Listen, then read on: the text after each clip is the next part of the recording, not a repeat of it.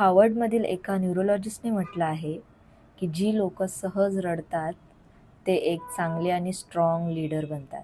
त्यांचं असं स्पष्ट मत आहे की रडणं म्हणजे इमोशनली वीक असणं असं अजिबात नाही आहे. कारण की त्यांनी केलेल्या ब्रेन स्कॅनमध्ये मेंदूमधील लॉजिक सेंटर आणि इमोशनल सेंटर ह्यामध्ये खूप स्ट्रॉंग बॉन्डिंग त्यांना आढळून आली. लवकर इमोशनल होणाऱ्या व्यक्तींना समोरील व्यक्तीच्या शब्दांमधील ताण, त्यांच्या बोलण्याच्या टोन्समध्ये होणारे चेंजेस आणि त्याच्या ऊर्जेमध्ये छोटे छोटे होणारे बदल हे इतर लोकांपेक्षा ह्या लोकांना लवकर कळतात. रिसर्च असं सांगतो की अशा लोकांना कॉन्फ्लिक्टचा अंदाज 40% चांगल्या प्रकारे वर्तवता येतो आणि समस्या लवकर सोडवतात.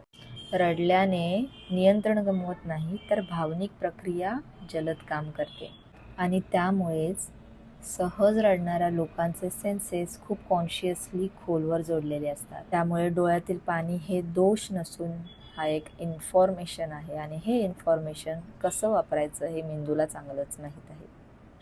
Happy parenting.